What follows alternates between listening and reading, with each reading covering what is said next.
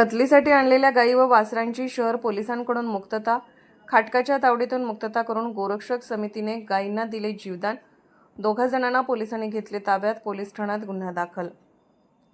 मिरज येथील मंडले फ्लॉट या ठिकाणी कत्लीसाठी गायी आणल्याची माहिती शिवप्रतिष्ठान हिंदुस्थान गोरक्षक समितीच्या कार्यकर्त्यांना मिळताच कार्यकर्त्यांनी मंडले फ्लॉट येथील आरोपी फारुक मौला शेख व मेहबूब सैपन शेख यांच्या घरी पाहणी केली असता एक गाय कत्तल करत असल्याचे निदर्शनास आल्याने त्यांनी फारुक मौला शेख याला जाब विचारला असता आणखीन काही गायी कत्लीसाठी आणल्या असल्याचे दिसून आले। गोरक्षक समितीच्या कार्यकर्त्यांनी तात्काळ मिरज शहर पोलीस ठाण्याशी संपर्क साधून घटनेची माहिती दिली। यावेळी घटनास्थळी मिरज शहर पोलीस ठाण्याचे एपीआय गादेकर यांनी आणि पीएसआय सोलनकर यांनी पाहणी करून पंचनामा केला। यामध्ये गीर जातीच्या 2 व जर्सी जातीच्या 3 गोवंश गायी आढळून आल्या। यावेळी अधिक चौकशी केली असता एक गाय कत्तल करत असल्याचे आढळून आले।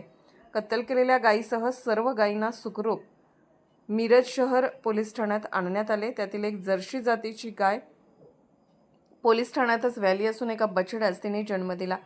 सदर आरोपींना पोलिसांनी अटक केली असून अधिक तपास शहर पोलीस ठाण्याचे पोलीस हेड कॉन्स्टेबल गोंजारी हे करत आहेत।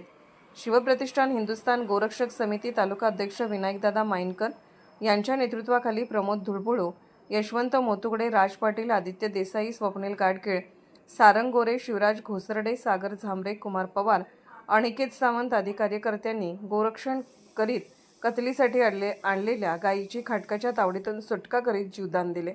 आरोपींना ताब्यात देण्यासाठी शिवसेना महिला आघाडीच्या शहर प्रमुख शाकिरा जमादार यांनी सामाजिक भूमिका घेतली।